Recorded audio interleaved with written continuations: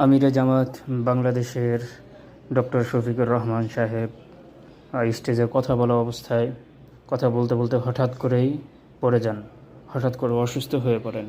এই অবস্থাতে তিনি স্টেজে বসে পড়ার সাথে সাথেই আল্লামা দেলোয়ার হোসেন সাঈদী সাহেবের সুযোগ্য সন্তান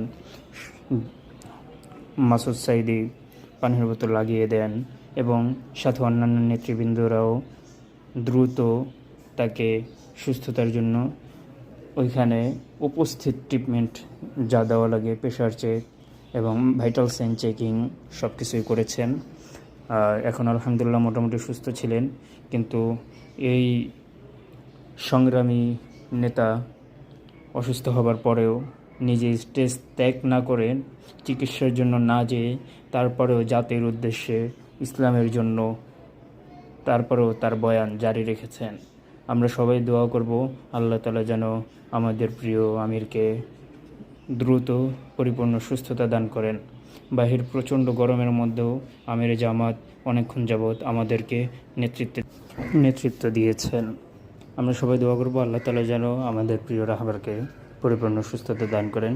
আর এখন যে ভিডিওটি দেখতেছেন, এটা গতকালকে প্রস্তুতির সময়ের ভিডিও। প্রস্তুতির আগে আমি এই ভিডিওটি করেছিলাম, এই ভিডিওটি এটার সাথে অ্যাড করলাম।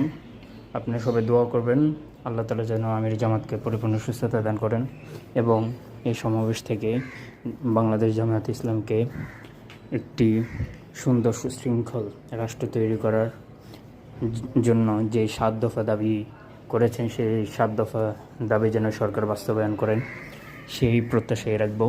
সবাই দোয়া করবেন, ভিডিওটি লাইক কমেন্ট শেয়ার করে দিন এবং চ্যানেলটি সাবস্ক্রাইব করে রাখুন।